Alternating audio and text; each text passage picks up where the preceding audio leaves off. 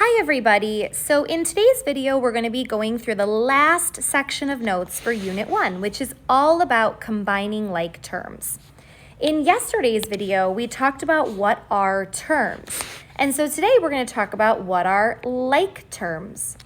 In math, like terms are terms that have the same variables and powers. Let's write down a couple examples so we can visualize what that looks like. The first example is 2x and negative 3x. Now, these two terms are like terms because they have the same variables.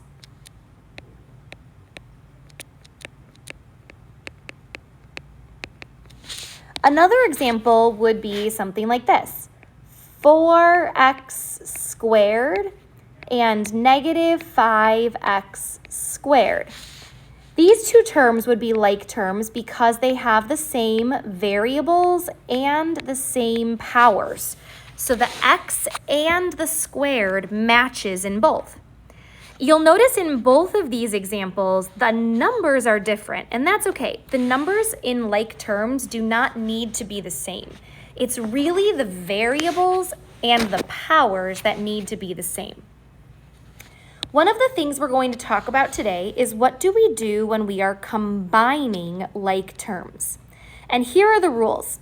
We either add or subtract the numbers, but we do not change the variables or the powers. So let's look at a couple examples. First, if we have 2x minus 3x, then what we're going to do is we're going to combine the numbers 2 minus 3, which makes negative 1, and then we're just going to keep the variable the same, the x. Let's do an example where there's a whole bunch of terms. We're going to find the like terms. We're also going to then combine them. So in this example, let's start by circling the terms.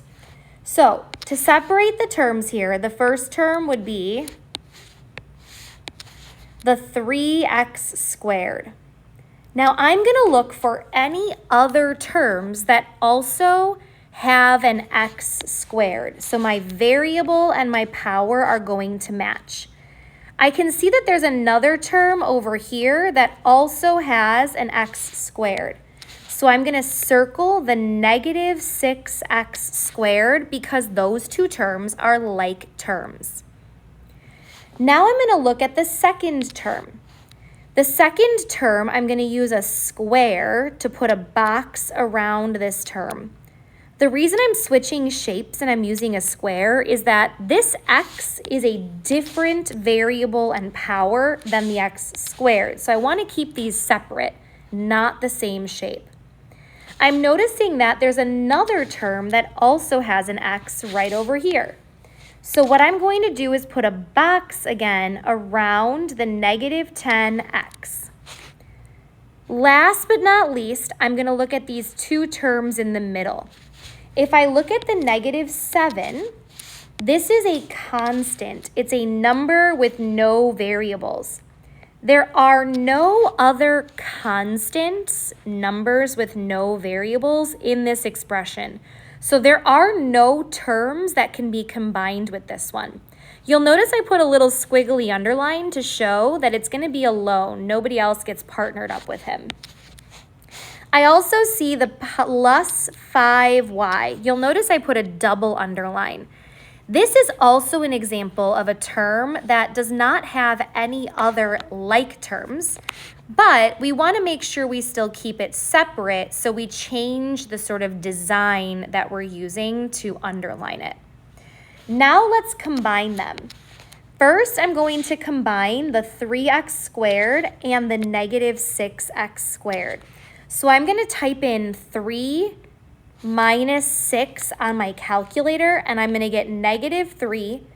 And then I'm just going to copy down the x squared. Then I'm going to look at my x terms. I'm going to type in positive 4 minus 10 on my calculator, and that together makes negative 6. So I'm going to have minus 6 and then copy down the x. Now these last two terms don't get combined and don't have anybody to simplify with.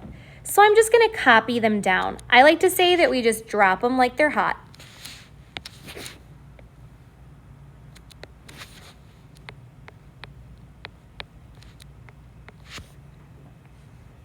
Now, let's look at a couple more examples. So in problem number 1, I'm looking for like terms. First, I'm going to circle the negative 2x. I'm noticing that this term has an x, so I'm going to look for any other terms that also have an x. I see one at the end, and since there's no number before the x, I know that that must be an invisible 1. I'm going to circle that term, and then I'm going to combine those. So negative 2 plus 1 is negative 1, and then I'm going to copy the x. Now the 11 here does not have any like terms, so I'm just going to copy it down and drop down the plus 11, and this is my final answer. Let's try problem number 2. So first I'm going to look for some like terms. I can see the negative 3x and the positive 15x are like terms because both of these terms have x's. So when I combine them in my calculator, I'm going to type in negative 3 plus 15, which gives me positive 12, and I'm going to copy down the x. Then I'm going to notice that there is a negative 9, which has no variables, and a positive 14, which has no variables. These two terms are like terms because they both have no variables. On my calculator, I'm going to type in negative 9 plus 14, and I get positive 5, and this is my final answer. For problem number 3, I'm going to look for some like terms. So I'm seeing the 5 is just a plain number with no variable. I see there's another plain number with no variable, the negative 3. So on my calculator, I'm going to type in 5 minus 3, which is 2. Then I'm going to look for any other terms that also have an x. In this case, there are 2 of them. This term right here, which also has an invisible 1, and this term right here, which has a 9. So now we're going to combine all 3 of those. Negative 4 plus 1 plus 9. If I type that all in on my calculator, I get positive 6x, and this is my answer. For problem number 4, we're going to look for some like terms. Now there's a long list here, but we can find them. The 2x has an x, so I'm going to look for any other terms that have an x.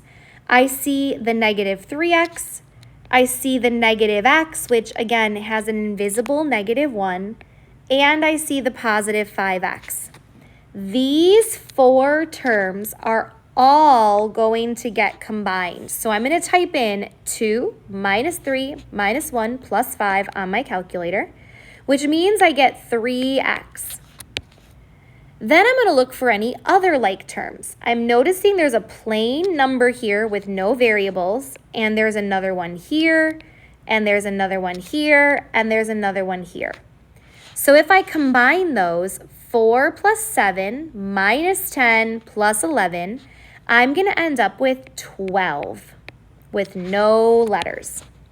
And this is my final answer. Now let's talk about one last thing, the last thing of the whole chapter, which is all about simplifying expressions completely. When we have an expression, there are 2 rules we need to follow. First, we always distribute. And second, we always combine like terms. So no matter what, distributing goes first. That means that in this example, even though you might think maybe I should do 4 minus 2, that is not what we're going to do first. First, we're going to distribute. And I know that I need to distribute whenever there are parentheses And the operation I'm going to use is multiplication. Negative 2 times 3x is negative 6x, and negative 2 times negative 6 is positive 12.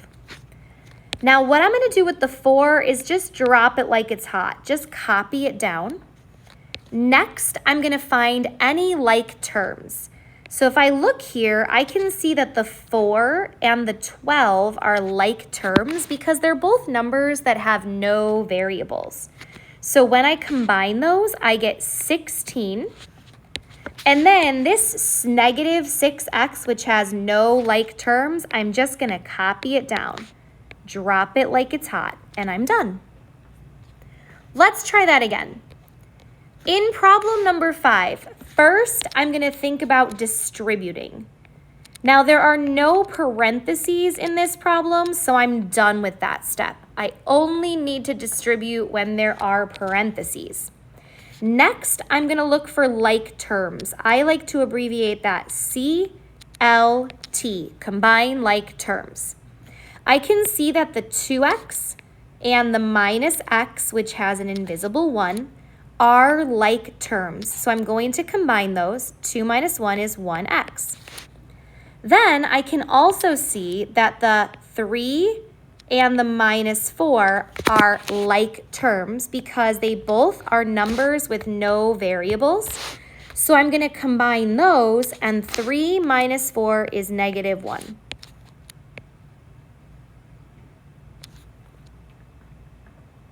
And I'm done. Check. Next, I'm going to think about first distributing. We always distribute first.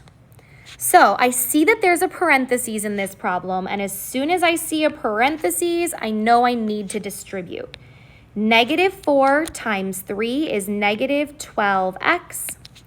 Negative 4 times negative 1 is positive 4. And the 7x, which is at the end, I'm just going to drop it like it's hot. Now I need to combine the like terms. So I can see that there are some like terms here, negative 12x plus 7x, which combine to make negative 5x. And I'm just going to copy down the plus 4 because it doesn't have any terms to combine with. And that's my answer. For problem 7, I'm going to start by distributing.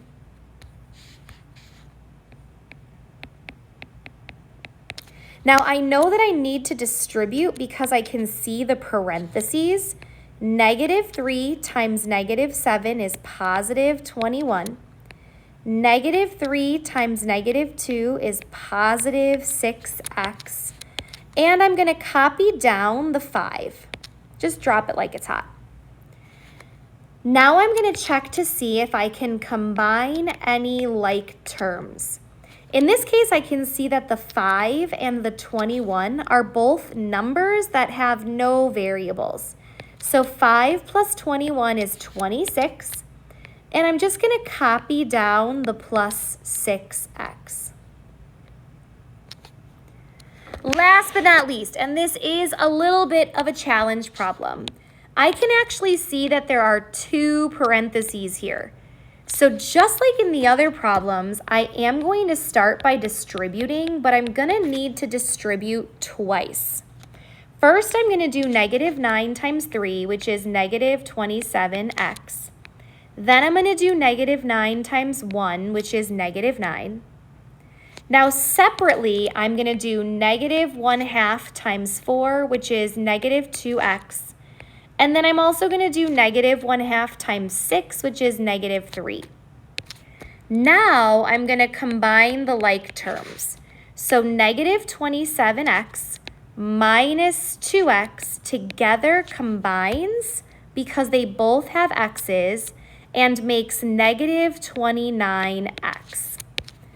I can also see that there are these 2 like terms. The negative 9 and the negative 3 are like terms because they both are numbers with no variables.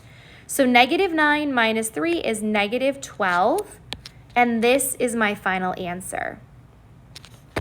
All right, that is it for today's lesson. Thank you so much. You did a great job, and I'll see you soon for some practice.